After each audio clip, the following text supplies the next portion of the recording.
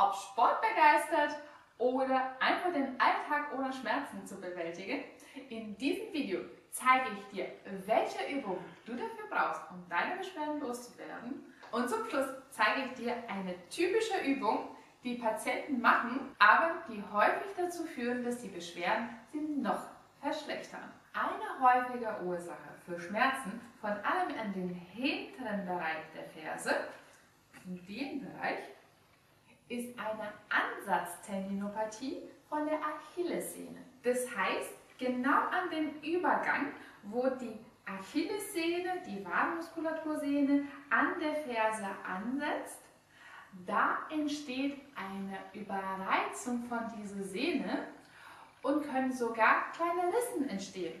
Grund hierfür sind Überlastung bzw. Fehlbelastung und Bewegungseinschränkung an den Sprunggelenk. Ein gezieltes Übungsprogramm ist definitiv die Therapie der Wahl für die Behandlung von Ansatztendinopathien. Wichtig ist aber, die richtige Übung zu machen.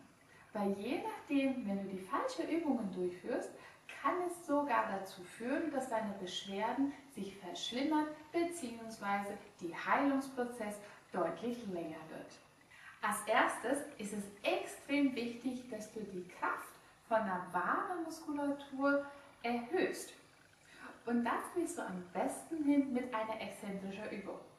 Aber nicht jede exzentrische Übung, sondern genau dieses zu Beginn.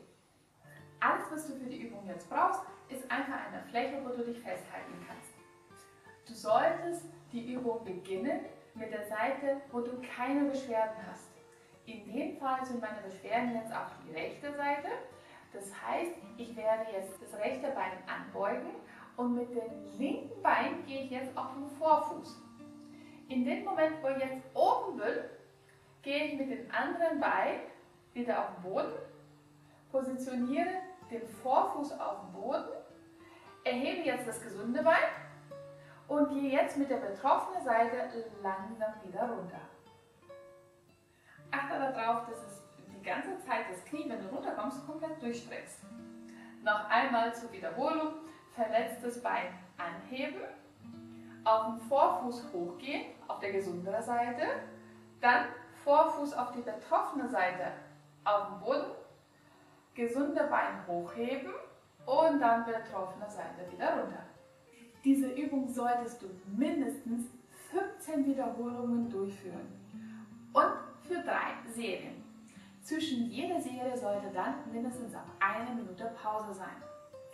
Wenn du zu starke Beschwerden hast während der Übung, kannst du die Wiederholungsanzahl reduzieren auf 10 und wenn die 3 Serien zu viele Beschwerden verursachen, kannst du diese auch reduzieren auf 2. Es ist aber wichtig zu wissen, dass bei Sehnenansatztendinopathien in dem ersten Moment eine erhöhte Beschwerden normal ist. Das heißt, wenn du die Übung gemacht hast und bis 2 Stunden danach noch leichte Beschwerden hast, ist es total okay. Nach 2 Stunden sollen die Beschwerden dann deutlich zurückgehen. Du trägst einen wesentlichen Beitrag dazu, beschwerdenfrei zu werden. Wenn du Interesse hast, weitere Übungen und Tipps zu bekommen für die Behandlung von Beschwerden vom Bewegungsapparat, dann abonniere meinen Kanal. Hier bekommst du jede Woche Videos und Tipps für die Behandlung von Beschwerden vom Bewegungsapparat. Für die nächste Übung brauchst du jetzt einen Stuhl, wo du dich hinsetzen kannst und einen kleinen Ball, den du jetzt zwischen deine Ferse platzierst. Deine Knie sollen in 90 Grad bleiben, genauso wie deine Sprunggelenke zum Boden hin. Du drückst den kleinen Ball zusammen und dann in dieser Position gehst du jetzt nur hoch und hebst die Ferse vom Boden hoch und langsam wieder zurückgehen. Wichtig dabei ist, dass du den Kontakt zu dem Ball nicht verlierst und um die Übung noch schwieriger zu machen, kannst du deinen Oberkörper auf deine Knie ablegen. Damit hast du einen deutlichen Widerstand für die Wadenmuskulatur.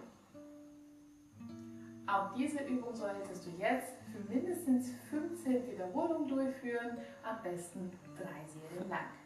Die Pausen sollen ebenfalls 1 Minute betreiben. Das nächste ist es wichtig, dass du die Beweglichkeit von deinem Sprunggelenk verbesserst. Und das kannst du am besten, wenn du das Bein auf den Stuhl drauflegst. Den betroffenen Fuß soll die komplette Zeit auf der Auflagefläche platziert sein. Und dann bewegst du dein Knie vorwärts und wieder zurück. Versuche so weit wie du kannst vorwärts zu kommen, ohne dabei die Ferse hochzuheben. Bei dieser Übung solltest du mindestens 20 Wiederholungen durchführen. Und nicht zuletzt haben mehrere Studien gezeigt, dass Massagen und auch Fassentherapie an der Wade gut bei diesen Beschwerden wirken. Dafür brauchst du eine Fassenrolle. Du platzierst jetzt die Muskelmasse, nicht die Achillessehne, auf der Fassenrolle und dann bewegst du das Bein nur vor und zurück. Die leichte Variante ist, wenn du jetzt dein Gewicht noch über das Gesäß, Hand und das andere Bein abgibst und somit ist der Druck auf der Wade und die Fassenrolle deutlich weniger. Wenn es dir aber zu wenig ist, dann legst du beide Beine aufeinander und dann mit vollem Gewicht vor und zurück. Das Wichtige dabei ist die Geschwindigkeit. Arbeite langsam und auch die komplette Länge von der Muskulatur. Das heißt, von ungefähr das letzte Drittel von den Unterschenkeln bis nach oben Richtung Kniekehle hin und dann wieder zurück. Nichtsdestotrotz sollte die Übung aber angenehm sein. Wenn du dabei deine Beschwerden noch deutlich verstärkst, dann nimm ein bisschen Druck wieder zurück. Und nun, was du unbedingt vermeiden solltest, wenn du diese Art von Beschwerden hast. Das erste ist diese Art von Dehnung, wo du den Vorfuß auf einer Stufe platzierst, dein Knie ist durchgestreckt und du gehst mit dem Oberkörper nach vorne. In dieser Position erhöhst du extrem den Druck auf den Ansatz von der Sehne, was die Beschwerden deutlich verstärken. Und das letzte ist eine Übung, die sehr häufig verwendet wird, aber extrem falsch ist es genau die hier. Vorfuß auf der Stufe, hochkommen und beim Runtergehen die Ferse tiefer lassen als der Vorfuß. Das Problem dabei ist, dass genau mit dieser Bewegung, das heißt Ferse tiefer als der Vorfuß, wird diesen Bereich noch besonders gereizt. Dadurch können auch noch kleine Mikrorisse entstehen, was die Beschwerden dann noch deutlich verstärken. Denk daran, regelmäßig zu trainieren und auf deinen Körper zu hören, damit du Überlastungen vermeiden kannst. Wenn du noch weitere Fragen hast oder weitere Informationen benötigst für die Behandlung deiner Beschwerden, lass mir unten in den Kommentaren wissen, was du genau brauchst.